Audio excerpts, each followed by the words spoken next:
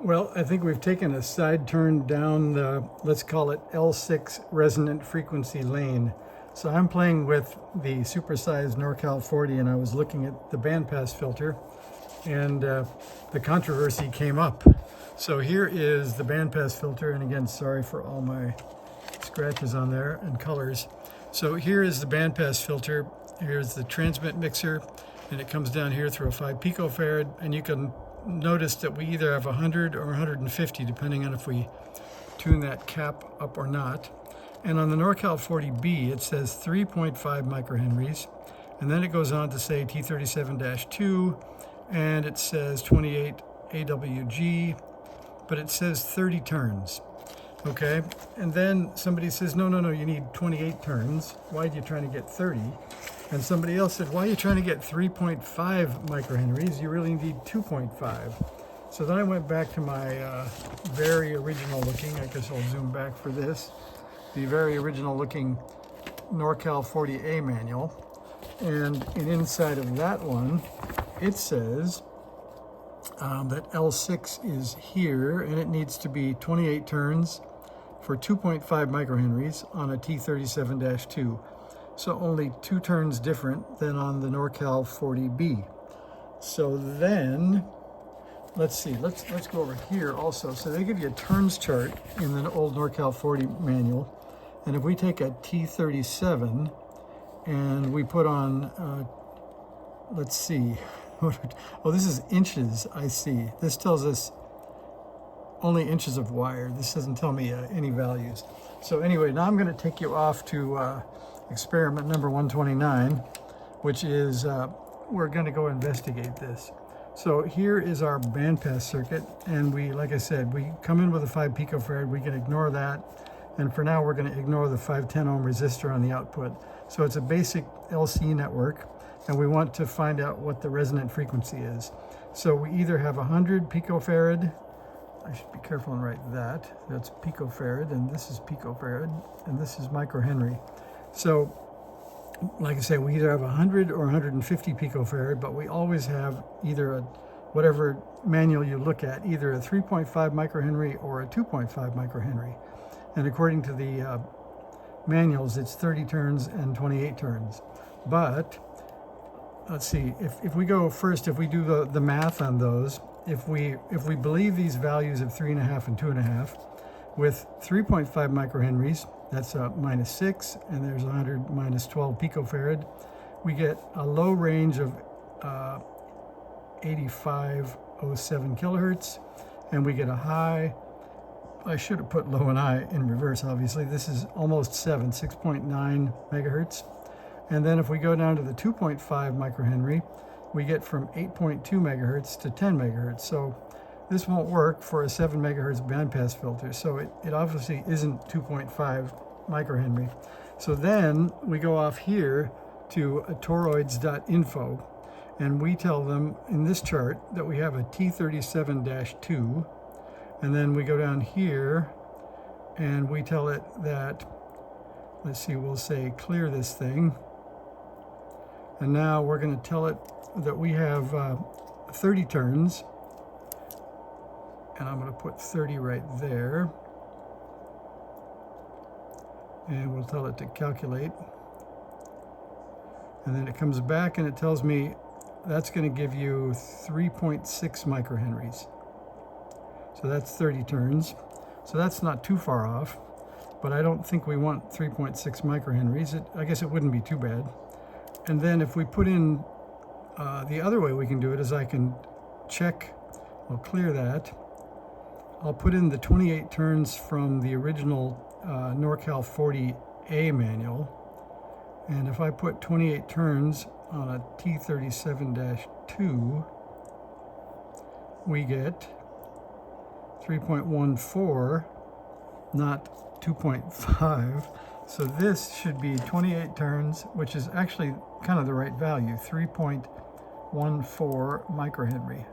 So that's kind of the value that we'd like to get, because if we then take 3.14 microhenry and we put it, like we can put it here, I guess, we can figure out this value, the low side. So we can go back to our trusty calculator. And if we clear that out and we say 3.14, now we're going to make that times 10 to the minus 6. So we do EE minus 6, and we're going to multiply that times 100 picofarad. So times 100 EE minus 12 equals that.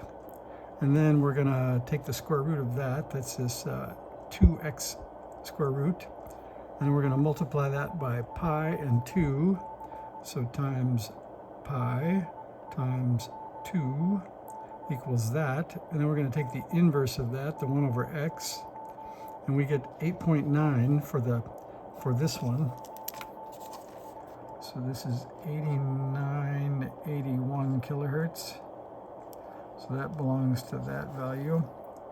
And then if we do it on the bottom end, we can take 3.14 times 10 to the minus 6 times 150 times 10 to the minus 12 equals that.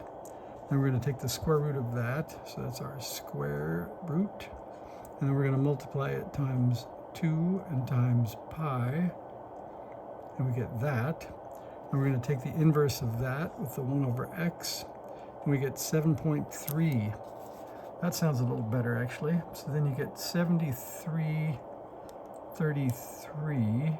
Well, no, it doesn't sound better, does it? Because that means that you won't be able to tune down to the middle of the CW band. So you can see the plot thickens. Like I think nobody has it right.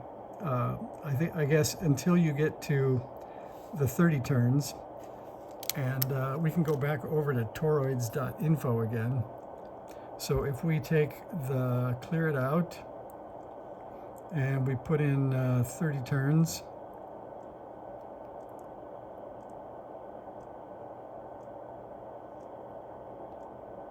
okay, we'll put in 30.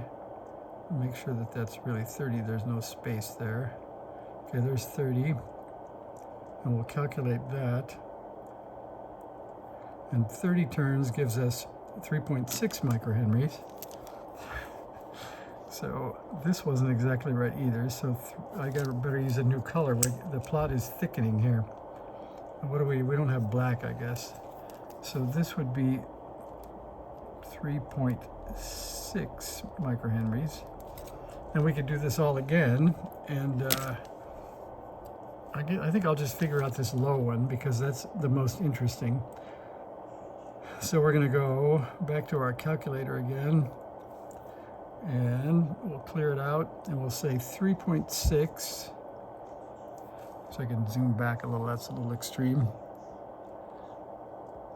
Okay, 3.6 times EE minus 6 times 150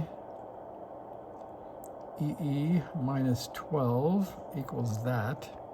And we're going to take the square root of that. And then we're going to multiply that by pi and 2. That gives us that. And then we're going to take the inverse of that. And we get 6.848. So 6848 kilohertz. And now we'll do the top. So that's good. That's down below the bottom of the CW band. And now we're going to go back again and say 3.6 microhenry. So we'll clear all this out. 3.6 times 10 to the minus 6 times, and now we're looking for, we've already done the 150, we're going to do the 100 times 100 picofarad EE minus 12 equals that. And we're going to take the square root, then we're going to multiply by 2 and then by pi, and we get that, and we take the inverse, and we get 8.3 or 8388. So I think that's the best so far range that we could choose. And it says we don't really need a 50 picofarad trimmer there, but because we try to keep them all the same, I guess we use them. So that means you could tune from below CW to above CW, or above the whole 40 meter band, by putting in this 3.6 microhenry, which is 30 turns.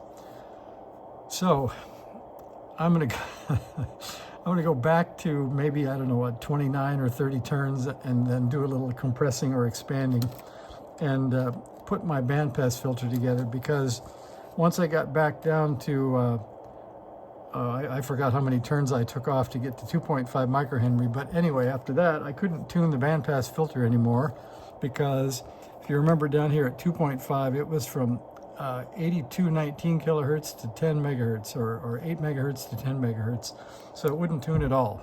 So don't make a 2.5 microhenry inductor. Make one that's somewhere around 3.1 to 3.6, and then you'll be able to tune the 40 meter band in there. So this supersized Norcal40 has taken way longer than it should to get back running again, but I did learn something. So if you're messing with your bandpass filter, I think these numbers should help you out. So thanks for watching. See ya.